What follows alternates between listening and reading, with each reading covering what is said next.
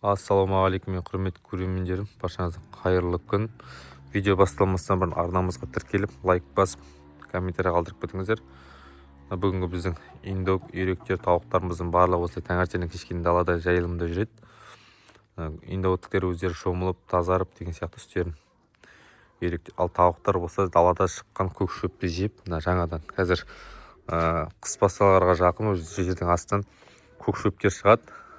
Соларды тауық жесе жақсы қалпында ұстап тұрады. Либо арық болса семіреді, семіз болса арықтайды деген сияқты ғой. Бірақ өзінің қалпында жақсы сақтайды. Семіз болған тауық енді арықтату қиын болады жайылымда жүрсе. Так, что там не ауырып тұрсыңдар ма не? Шөтел киіп қалыпты ғой.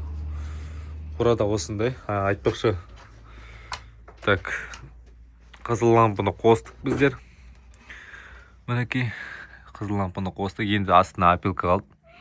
Аламандығым бірсе опилканы әкеліп төсейм. Сонымен қора дайын болады. Пока осы жерде тұр. Сулар обязательно таза су беріледі. Бізде жылы су. Қазір енді таңертең бердім жемін. Қазір енді үйдегі шыққан андай-мындай жемдерді бердім. Енді әне жемін езіп қойдым міне. Мінекей жемі езіліп тұр. Бұл куриный рац. Полный жем, барлық жем араласқан.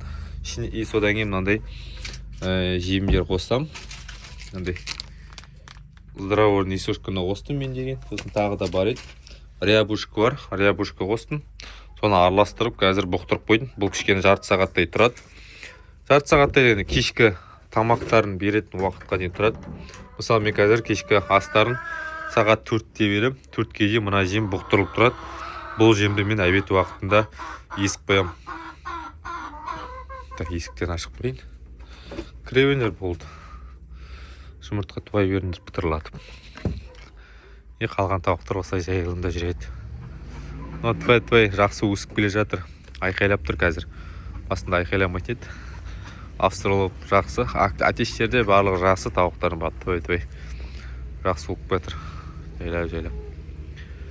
Осы достар, пока. Ертең Алла бұйыртса, воскресенье күні мына индоуткалардың, үйректердің салмақтарын өлшейтін боламыз. Тірлік үйінде салмақтарын өлшейміз бұлардың. И содан кейін қар түскенде бір өлшейміз. Бұлар потому что қазіргі уақытта өз қалпын сақтап тұрады.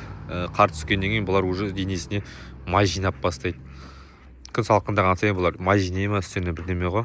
Сол қазіргі жағдайын ертең воскресенье күні өлшеп қарап, сосын қар түскенде тағы бір өлшейміз. Мына австралоптың да қораздарын 5 айлық енді болады. Сол 5 ай болғаннан кейін өлшеймін ананың салмағы қанша беретін. Осы достар, бізде арнаға жазылып, лайк басып қолдау отырыңыздар. Келесі видеоны күтіңіздер.